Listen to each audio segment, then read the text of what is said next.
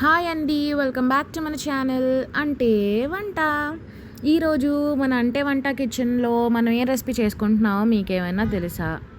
తెలిసిన వాళ్ళు కమెంట్ సెక్షన్లో కమెంట్ చేయండి. తెలియని వాళ్ళ కోసం మనం ఈరోజు చేసుకుంటున్నాం అందరూ పన్నీర్ లవర్స్, వెజ్ లవర్స్ వాళ్ళ కోసం పన్నీర్ బటర్ మసాలా. సో ప్రాసెస్లోకి వెళ్ళిపోదామా?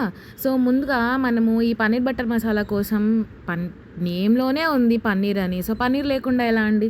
సో పన్నీర్ని చిన్న చిన్న క్యూబ్స్గా కట్ చేసుకొని ఇక్కడ చూపిస్తున్నట్టు ప్యాన్లో కొద్దిగా ఆయిల్ వేసుకొని పన్నీర్ని 4 సైడ్స్ కూడా మంచిగా గోల్డెన్ బ్రౌన్ కలర్లో వచ్చేంత వరకు రోస్ట్ చేసుకోవాలి.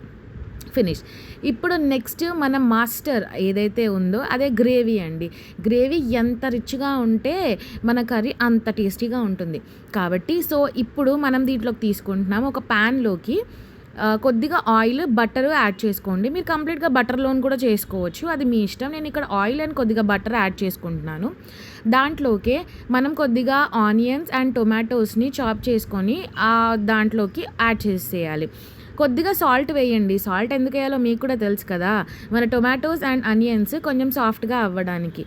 ఇక్కడ ఆనియన్స్ అండ్ టొమాటోస్ సాఫ్ట్గా అయిన తర్వాత దాంట్లో కొద్దిగా haldi and handful of cashews add చేసి, అదే మన కాజులు యాడ్ చేసేసి మంచిగా మిక్స్ చేసుకొని మగ్గనివ్వండి. అంతే అండి.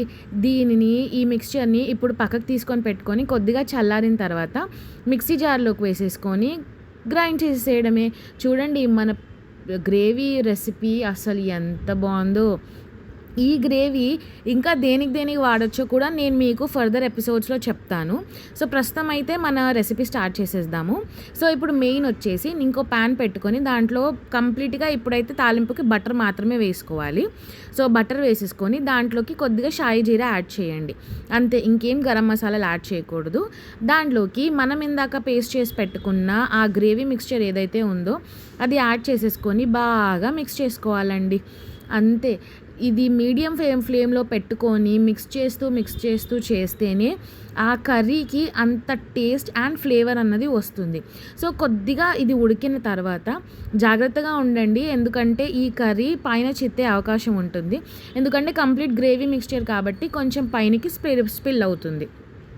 దీంట్లోకి ఇప్పుడు కొద్దిగా కారం, ఉప్పు, కొంచెం ధనియాల పొడి కూడా వేసుకొని మంచిగా మిక్స్ చేసేసి దాన్ని సిమ్లోనే మూత పెట్టి ఉడకనివ్వండి. అంతే అండి. ఇంకా మనం ఫైనల్గా కొద్దిగా కసూరి మేతి కూడా వేసుకొని లాస్ట్లో మనం ఫ్రై చేసి పెట్టుకున్న పన్నీర్ ముక్కలు కూడా దాంట్లోకి వేసేసి బాగా కలిపేసి ఇంకొక 10 మినిట్స్ ఉడకనివ్వండి. అంతే.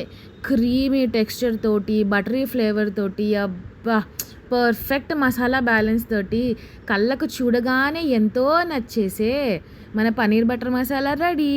ఇది మీరు రోటీతో కానీ, చపాతీతో కానీ, పూరీతో కానీ అండ్ బటర్ నాన్తోనైతే అద్దిరిపోతుందండి. మరి ఈ ధాబా స్టైల్ పన్నీర్ బటర్ మసాలాని ఇంట్లో ట్రై చేయండి. అండ్ మీ ఇంట్లో ఎవరికి ఎక్కువగా నచ్చిందో నా కామెంట్ సెక్షన్లో చెప్పండి. అండ్ ఇట్లాంటి రెసిపీస్ కోసం మన ఛానల్ని ఫాలో అవ్వడం మర్చిపోవద్దు. Thank you.